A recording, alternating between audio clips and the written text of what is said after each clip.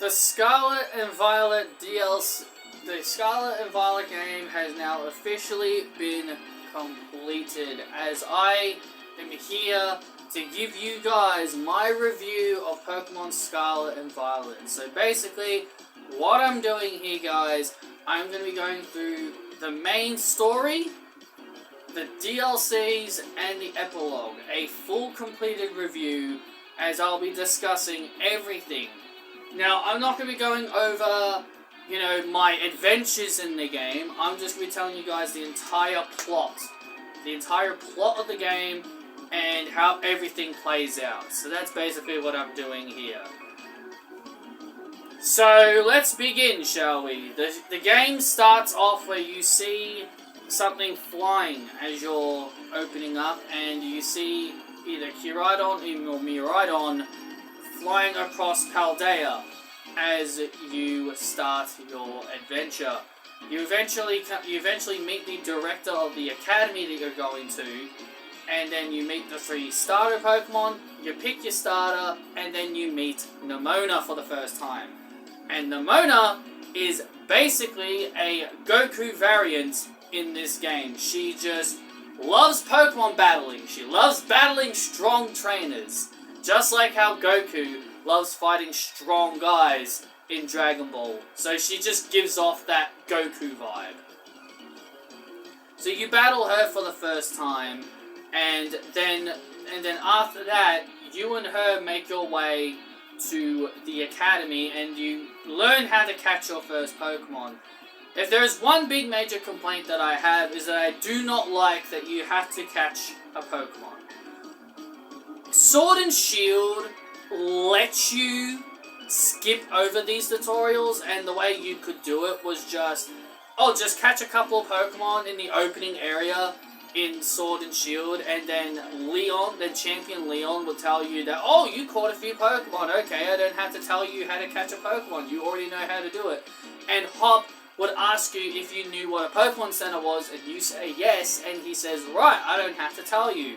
So, it's pretty frustrating how they still have you do these tutorials, even though we're like 9 generations in. And we're like 9 generations in, and they're still telling us how to catch a Pokemon. Like, come on, guys. Seriously? Sword and Shield is Generation 8, and in that game they let you skip the obvious, little tutorials that we already know about. Wish there was a way you could have skipped it. So you and Nemona hear a weird crashing noise, and then you find it's a Pokemon, which is Kiridon or Miraidon, depending on your game. I played Violet, so I had Miraidon. So you feed your sandwich to Miraidon, and you and Miraidon go through this dangerous cave with a horde of Houndours and Houndooms. So after you escape them, you make your way over to an area, and you meet Arven for the first time. Arven is a bit aggressive towards the mysterious Pokemon.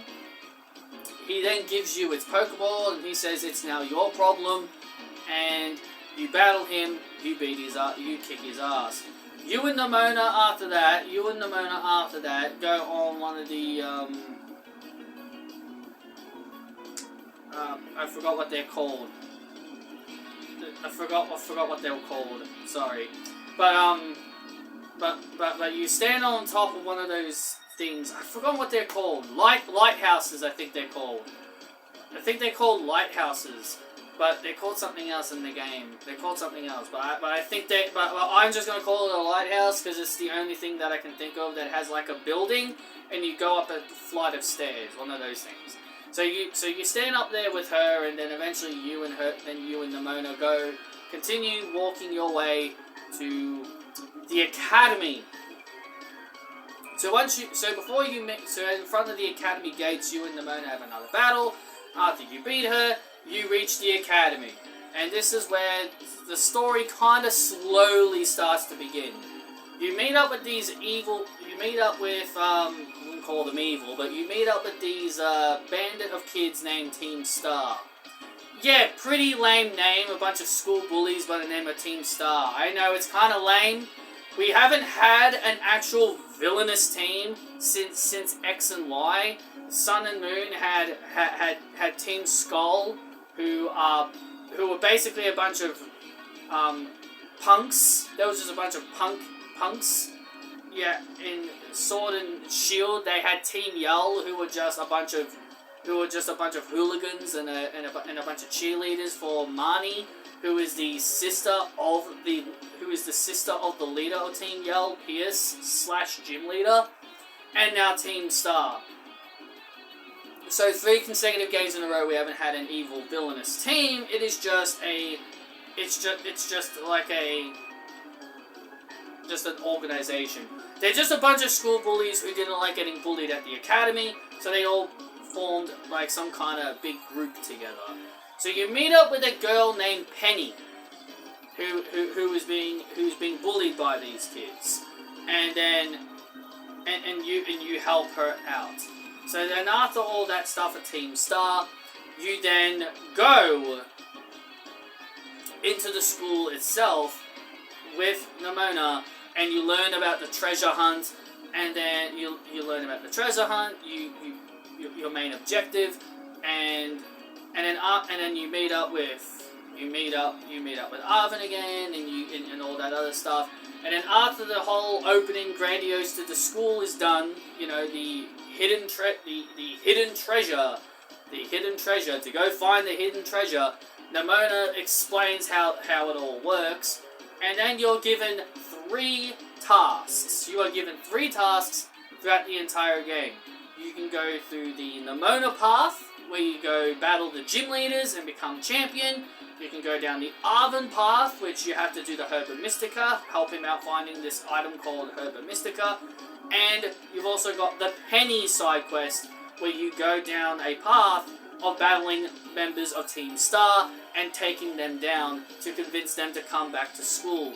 So, and the one interesting thing about all this is that you have to clear all 3 to get the true ending. To get the real ending to the main story, you have to beat all 3. You cannot just pick one and say you are done. You can't just do the champion, you can't take the Nimona path, beat all the gym leaders and champion, and then you can be done. No, the game expects you to finish all 3.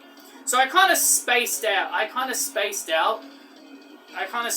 everything out as I went along. I did a few gyms, I did a few Herba Mysticas, I did a few Team Stars. That's basically how you should really handle it. So after you've done each story, how does each storyline go? Well, the Arvin path, basically you learn that Arvin's is a very aggressive kid, because you find out that, well, the reason why he's hunting for Herba Mystica is because he's got a sick dog named Mabostiv. And he wants to make it feel better because it's been sick for a while, and the Herba Mystica is meant to heal it. Also, your ride Pokemon gets extra power-ups every time you do the Herba Mystica stuff. It will learn how to run, it'll learn how to fly, it'll learn how to swim. Well, glide, I should say. I should say gliding, because it doesn't fly until the Indigo Disc. And also run really, really fast. So you get power-ups for your ride Pokemon. The Penny side stuff is where you find out she puts herself under a code name called a Capistat. I've forgotten how to say it. She hides her identity. She hides her identity, and Director Clavel kind of puts himself in a secret identity as well to learn more about the Team Star stuff. Like, you meet a whole bunch of grown-up kids, and you learn that they were all bullied at the school, and then and all that stuff. And again, as I said, Penny reveals herself as the leader of Team Star, and the director gives them all the rights to come back to school. He apologizes to the Team Star kids who were bullied, and he allows them all to come back into the school as long as they set their priorities straight. And obviously, as I already told you guys about the Nimona path, it's just you going down the gym leaders beating all the gym leaders and becoming champion. One of my big complaints about the gym leaders is the little side challenges that you do before you do the gyms. Like the trials before the trials. Like, I liked the trials in Sword and Shield, like the one with Milo, where you had to hoard a bunch of Wooloo, Nessa, where you go through a water puzzle, You've got the third gym leader, where you're on, like, this thing that spins around, and you got to get yourself in the right position, and you got, there's a quiz where you answer questions, and all this other stuff. Like, like, the only one from Sword and Shield I didn't like is where you've got, like, where you've got something in your hand and then you're walking across falling floor, and you got to make sure you don't fall down the falling floor. That will break underneath your legs. Like, that one was a bit annoying. That one's probably the only annoying one. So yeah, I think some of the ones in Scarlet and Violet are fine. You know, the onion push, Brassius, where you run around. Brassius is one where you find all the Sunflora. Even though that part is pretty damn laggy. Like, I've seen a lot of people talk about, oh, the lag is pretty bad. Like, yeah, Scarlet and Violet do have their issues. Like, the game really slows down a lot at some points. But yeah, but yeah, I'm just not a fan of the trials in Scarlet and Violet. I'm just not a fan. Like, some of them were good, some of them were fine, some of them just made me go, man, I miss the old days where you can just go into the gym and just battle the gym leader. Like, all these ridiculous trials, like doing trial stuff before every gym was just annoying. Like, I understood why you did trials in Sun and Moon. The Sun and Moon games, I understand why you had trials in Sun and Moon, because there was no gym leaders in Sun and Moon. It was completely different. It was completely different. So, I just do not like trials before gyms, even though I thought the ones in Sword and Shield were way better, and only one of them I did not like. So throughout the Nemona path, you battle Nemona a handful of times, because again, as I said, she's the Goku of Scarlet and Violet. All she ever does is want to battle you. You meet up with the champion Gita as well. Throughout the whole affair as well. But then but after you beat all the gym leaders and you beat the Elite Four and become the champion, you battle Nemona one more time. You beat her, and that's how the main story. And that is the end of the champion path. That's basically how the champion path ends. So now that you've cleared all three, the next destination is the Great Crater of Paldea, which is Area 0. You are instructed by the professors of the games to go down to the Great Crater of Paldea to meet up with them. And there's two different professors in those games. If you're playing Scarlet, it's Sada, and if it's Violet, it's Toro. So those are the different professors, and both professors are revealed to be the parents of Arven. So both of them are Arven's parents, the father and the mother of Arven. So you, Arven, Penny, and Nemona all go down to the Great Crater of Paldea, the Area 0, to find out this mystery. So once you make it down to the bottom, you meet up with a computer AI of the professor. And the AI computer is basically got like a memory chip. Like, the AI computer is basically the whole full body form of the professor, and the professor tells you that they're dead. Yeah. The AI computer of the professor tells you, oh, yeah, the professor's dead. The real professor isn't here. The real professor died during their experiments down in Area 0. Man, that is gruesome. Don't even get to meet the real professor. That is so That is so odd. But yeah. One of the things about Area Zero which is interesting is that you meet all these different variants of certain Pokemon. Like there's future versions of Pokemon and there's past versions of Pokemon. They'll all have different variety of different names. So I think that's pretty interesting, and those are called Paradox Pokemon. Those were given the name Paradox Pokemon. So I thought that was pretty interesting as well. So you have this book. It's called the Scarlet and Violet book. Well, Violet book or Scarlet book, depending on your game. And the AI computer of the professor warns you that when you put the book into the machine to stop it, the AI is going to attack you because they see you as a villain. They see you as an enemy. Even though they're not trying to hurt you, they just inform you, hey, when you put this book in, I'm going to attack you, so make sure you defeat me. So you defeat the AI, your ride Pokemon finally fights for the first time because it was so terrified to be in the Area Zero because you learn that your ride Pokemon, Miraidon/Koraidon, that was its home. Area Zero was its home, and it lost a battle with a different Koraidon and Miraidon in a battle of territory. So yeah, that's why your one is more innocent, because that's why your one was out in the wild, because it lost its home, basically, in a battle for territory. Which is a bit sad, if you ask me.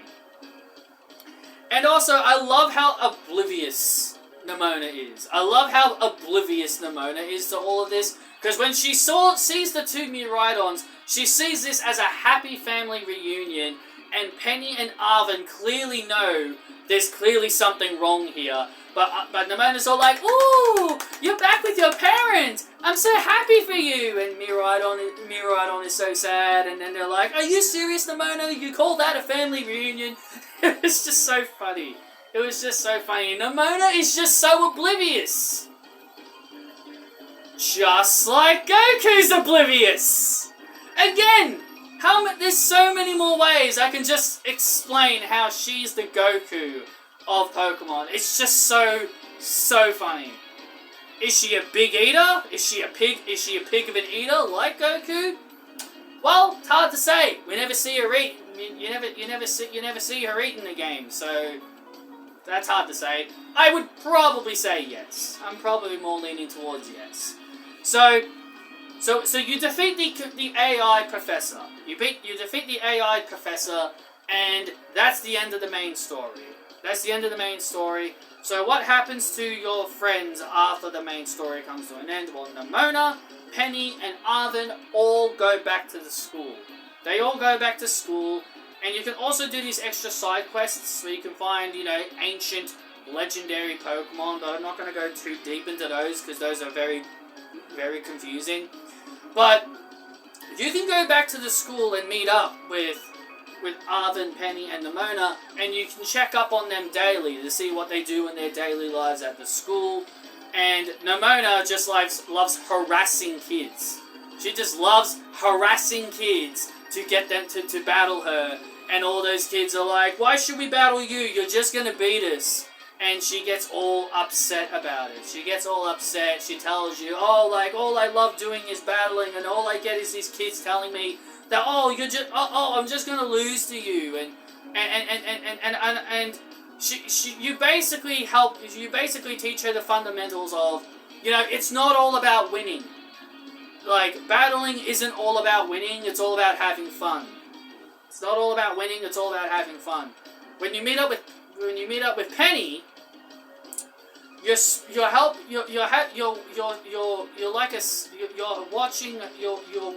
with her, and you're watching the former Team Star leaders come back into the school, and you're seeing them try to fit in with the school, because they try to fit back in the school.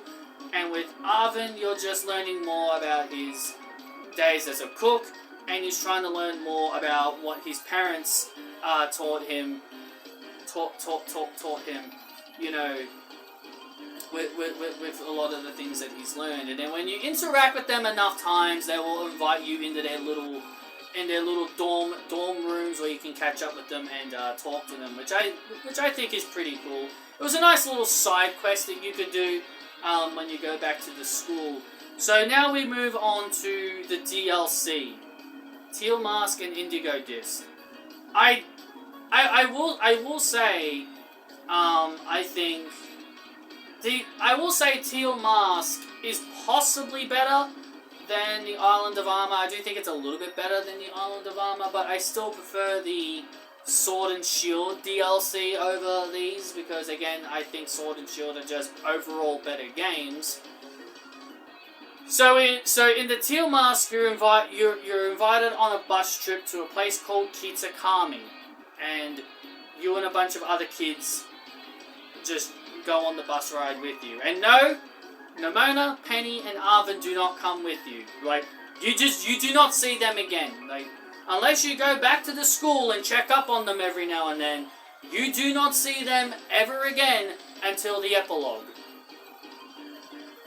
So you meet up with two new kids, Carmine and Kieran, and you befriend Kieran. You befriend Kieran. Carmen's kind of the jealous, annoying sister.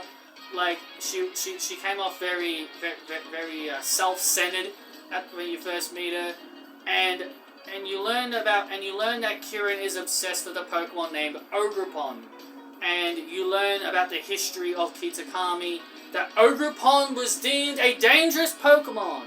Oh, Ogerpon, that's a dangerous Pokemon. The Loyal Three, the Loyal Three, a little monkey, a strong gorilla, and a flying bird. They were the heroes. They sacrificed their lives to save the town from the evil Ogerpon. And Kieran never bought this story. He never bought this story as true evidence.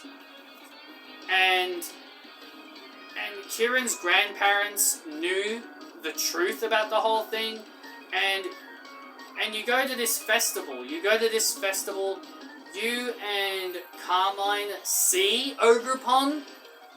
And Ogerpon loses one of its masks, and you grab it. You were going to return... Your character was going to return it back to Ogerpon, but Ogerpon got too scared and ran away. So, this is where Carmine kind of slowly turns into a nicer person. She kind of starts slowly turning into a nicer person because you're hanging out with her. You're hanging out with her throughout this whole investigation. And you keep this whole thing with Ogerpon a secret from Kieran, and he gets pretty upset at you for keeping this whole thing a secret, that you knew the truth. That you knew the truth about Ogerpon being a nice Pokemon and all that. Eventually, so over time, you and Kieran do eventually meet up with Carmine and you. And I don't know how this works, but there was a point where there was a grave site for the Loyal Three, and somehow Kieran hits it or does something. It was so weird. Like he does something, and then it causes the Loyal Three to be resurrected. I have no idea how. Like, I don't know how they got resurrected, but they were resurrected, and then they tried to bully Ogerpon, and then you and Carmine go around beating them to stop them from bullying Ogerpon. You are eventually allowed to catch them once you've beaten the story of Teal Mask. So once you, Carmine, and Kieran return Ogerpon to its home, Kieran wants to catch it. Kieran wants to catch it and take it with him, but Ogerpon wants to go with your character because, it's befriended you. And so you and Kieran battle it out for Ogerpon's trust. And obviously your character wins. You get the rights to keep Ogerpon, and this causes Kieran to slowly go insane. Because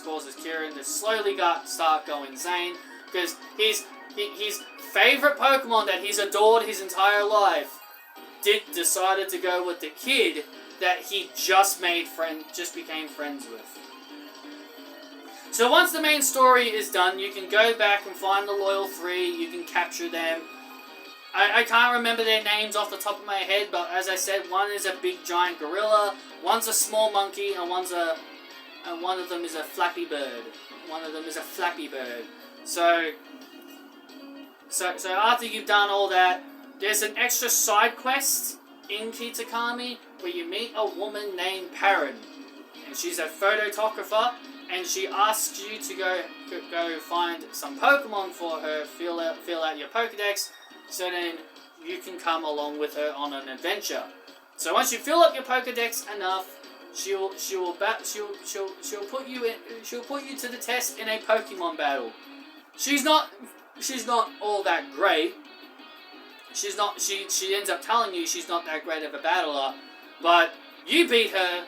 But you beat her, and she admits you're a pretty good partner, and she wants you to come to the Timeless Woods to investigate a Pokemon named Ursaluna Blood Moon. So you reach the Timeless Woods. Sorry, I had to say it like that. Say it like Tony Storm. You set up a campsite, and then she asks you to grab your camera, go around, take some snapshots of Pokemon, and then come back and speak to her. And then once you've done that, you and Perrin will go deeper out into the woods, and then you will encounter the Ursaluna Blood Moon Pokemon. And one of the interesting things about this Ursaluna is that Ursaluna is a Pokemon from Legends Arceus. It's like a secret evolution to Ursaring, to Teddiursa and Ursaring. So I thought that was pretty cool. Pretty cool. And then, but the other cool thing about Ursaluna is that they added some Legends Arceus music to it. Because, Ursaluna is from the Legends Arceus game. So I thought that was pretty cool. So after you catch Ursaluna, you say your goodbyes to Perrin, and she ends up saying that she hopes we meet again. And we do meet again in the next DLC, Indigo Disc. And the Indigo Disc is the final part of the DLC. This was released last month in December. So in this DLC, you end up going to the Blueberry Academy, where Carmine and Kieran that's basically the school they go to. And one of the things I liked was that they brought back the Unova soundtrack, where like if you battle the trainer, you hear the Unova Black and White trainer theme. If you battle the wild Pokemon, you'd hear the Black and White Unova wild Pokemon theme. So I thought that was pretty cool. One of my other big negatives about this game is that I thought the soundtrack wasn't that very great. I don't think the soundtrack is as good as others. Like, the gym leader music wasn't very good because it was like a low budget version of the Sword and Shield gym leader music. Some of them are pretty good, like Nemona's theme, Penny's theme, the Elite Four, the Champion. Like, there are some good ones. But unfortunately, I just think Scarlet and Violet's soundtrack is kind of limited and doesn't have a lot of good ones. Oh, my ear is bugging me. Sorry about that. So, in the Indigo Disc, you meet up with a whole bunch of new kids. Drayden, Lacey, and a kid that likes to cook, and a steel type girl. I can't remember all their names. And you enroll into their Pokemon League. Your character enrolls into their Pokemon League, so you can go around and battle them.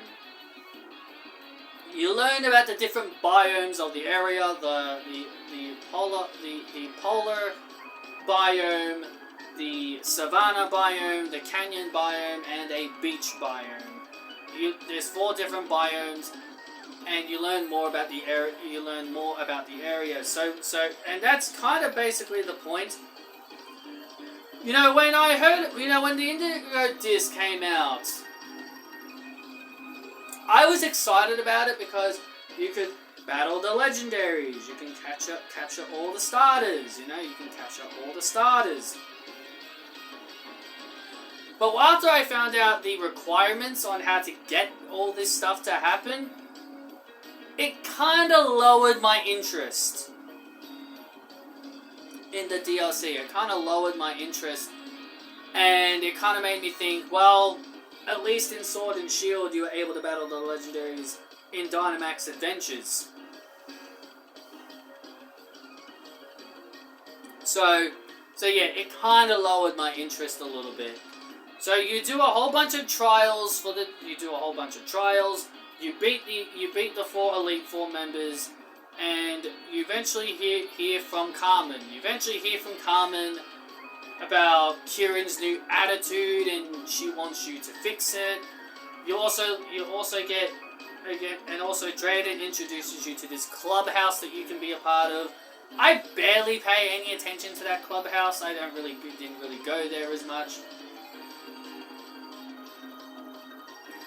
But yeah, once you beat the Elite Four in the Blueberry Academy, you battle Kieran, who again is obsessed with beating you. He's got a new attitude. He's now obsessed with beating you, and you beat him. He starts freaking out. He starts freaking out because he's lost everything. And then you meet up with a teacher. And a teacher named Blair, I think her name is. And Blair with an E. B-L-A-I-E-R-E. Blair. Spelled like that. And then you also meet up with Geeta again, the chairwoman of the Pokemon League. And they ask you and the kids to investigate Area 0, the deepest part of Area 0. And you learn that there's a Pokemon named Tapagos down there. And Kieran makes it his mission to go capture it. So Geeta gives you the Indigo Disc, roll credits, to go to the deepest part of the Area 0. So you go to the deepest part of Area 0, you go back to where you were, you go back through the elevators and all that, where you fought the AI professor, and then you put the Indigo Disc into the machine, and it takes you deeper down into the Area 0. You also learn that the professors were in the deepest part of Area 0, and you learn that they were studying a type called Stellar type. This is a new typing, and it's basically the Pokemon has every single type, and it basically buffs, and it basically has like their moves. So for example, if they have a rock type, a poison type, a rock type move, a poison type move, a fire type move, a water type move, all of those moves will gain extra buffs. It's very confusing. It's very confusing, the Stellar type, so I find it very difficult to explain it, but that's kind of what it does. So after you go around beating a bunch of Stellar type Pokemon to open up pathways, because you're blocked, your paths are being blocked, and you need to open up passageways to make way. You eventually find the deepest part, and you find Tapagos. Kieran obviously as I said, is obsessed with catching it. It's like a little tiny gem. He's trying to pull the tiny gem out, and he goes on a tirade about how the main character is now friends with my sister. He's now friends with my sister.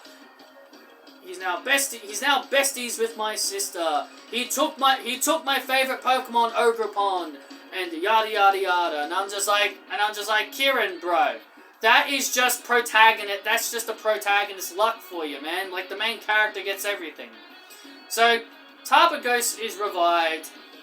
Kieran does successfully catch it. He then battles you with Tabagos. You beat him. He starts questioning. He's like, well, I have the hidden treasure of Area Zero. How did I not win? And then the teacher advises Kieran to use the terrestrialized phenomenon on it. And when he terrestrializes it, it becomes massive. It becomes massive and incredibly strong with power. Carmen tells Kieran to put it back in its Pokeball before things get completely out of hand. He tries to return it, but his Pokeball breaks. But the Pokeball he used on Tabagos was a Master Ball, because the Master Ball will catch a Pokemon instantly without fail. So his Master Ball is now broken and he can't return it. So after you, Carmen, and Kieran all work together to take down Tabagos, your main character, since your main character gets everything, your main character catches Tabagos and you get to keep it instead. Because again, Kieran's Master Ball broke, so he really couldn't keep it. Because he really couldn't keep it because his Pokeball broke. I'm not sure how that works, but I guess if the owner's Pokeball of the Pokemon breaks, I guess they can't have it anymore. I guess they don't own the Pokemon anymore. So that's how the story ends in the Indigo Disc. Kieran calms down, he returns to his normal self, and that's the end of the story. You, Carmen, and Kieran all become good friends, and the story ends with a happy ending. So now we get to the epilogue, and I have to say I wasn't the biggest fan of the epilogue. I thought it was pretty dumb and pretty silly. So the epilogue sees you catching this mythical Pokemon named Pecharunt, and you find a weird plush of this Pokemon sitting at one of the shops, and Arvin calls you. Arvin calls you and asks you if he can come over to your house to spend some time with you. You agree, you end up agreeing, but when you make it back to your house, you find out Penny and Nimona are there too, and Arvin basically says, Penny and Nimona overheard me talking about coming over to your house, so they came along. Which I thought was fine. Of course, I'd hang out with my real friends. So Penny loses her mind when she hears that you have a Nintendo Switch. Nimona loves your plush. You have food, and I love how rude Penny is. She's like, oh, I'm so stuffed. I'm so stuffed. I love the food, and then Arvin's like, you mean thank you for the food, you know? And he's all like, you got to use your manners, Penny, and your mother also gives you a letter as well. Your mother gives you a letter of a kid named Kieran, and obviously your friends have no idea. Obviously your real friends have no idea who this Kieran kid is, but you tell him, and I think you know where I'm going with this. You end up telling your friends that he's one of your friends, and he's a really strong trainer. He was a champion of the Blueberry Academy. And Nimona gets all excited. Yittee! I get to fight a new strong trainer! You know, Nimona gets all excited, and she's like, I gotta go meet this Kieran kid! So, I'm just like, oh my god, how have I missed that? How have I missed that inner Goku of hers? So you go on a bus ride. So you go on a bus ride to Kitakami, and Penny complains about how the bus ride was so. Penny complains about the bus ride being so bad, and she's got a major headache and all that. And then Arvin's like, well, maybe if we weren't looking at your phone throughout the entire trip, maybe you wouldn't have that major headache. So after a while, you go to the community center. Arvin wants to change the TV on the big screen in the community center because he's seeing the same ad played over and over and over and over and over again. And but eventually you do meet up with Kieran. And of course Nimona, being, you know, the Goku of Pokemon, instead of greeting Kieran like a normal person, Just like how, again, when I see this scene, I immediately think of the time when Goku met Zamasu for the first time. Nemona just zooms right up to Kirin and says, "Hi, I'm Nemona. I love strong I love Pokemon battles. I heard you're really strong. Can you battle me? Come on, let's battle right now." It's just so funny, and it just reminds me of when Goku met Zamasu. Like he was like, "I'm Goku." He's like, "Hey, I'm Goku. I heard you're strong. Let's fight." And then Beerus pulls Goku away, and then Beerus just pulls Goku away. It's just so funny. Like I could give you a ton of examples of how Nemona just acts just like Goku, and you could be like, "Oh yeah, that's so Goku." So Kirin's like, "Do I have to go with her?" And then do I have to go with her? And then I just and your main character does say lines, but you obviously don't speak. But Kirin does eventually go battle Nemona. You spend time at the community center. You find the TV, and this is where all the weirdness starts happening, where the Pecharunt starts causing the entire town. It's like a little community center. Like, starts causing the entire town to act weirdly. Like, they have like this glowing purple thing aura around them, and then you obviously meet Carmen like this. Like her eyes are purple, and then she starts doing this. Like doing like a chicken dance, and it looks like she's doing the chicken dance, and and then she starts saying, "Munchie, munchie, munchie, munchie, munchie, munchie." It's just so weird. Like, the entire town starts acting like that. Like, the entire town just starts acting like that. It even and Pecharunt even possesses Penny, Arvin, and Nemona into doing the muchi muchi as well. Even Kirin's grandparents start muching. So yeah, it was just so weird. It was just such a silly thing.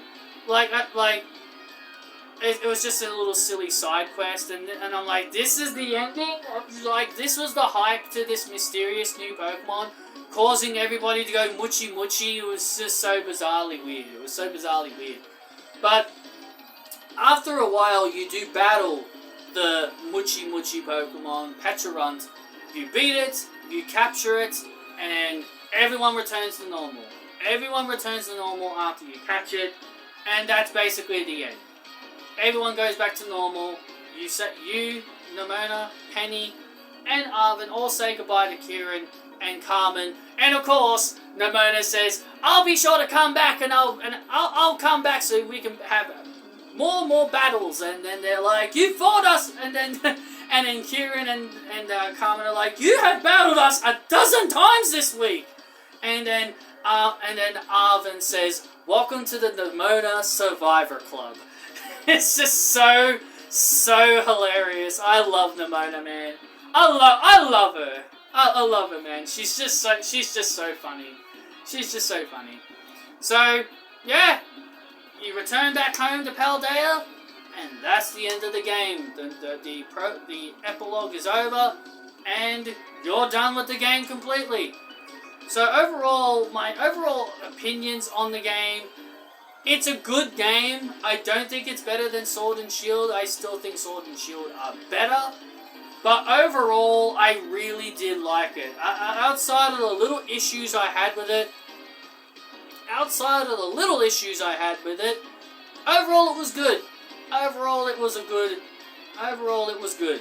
So I hope you guys all enjoyed. Hit that thumbs up, and I will see you all on the other side.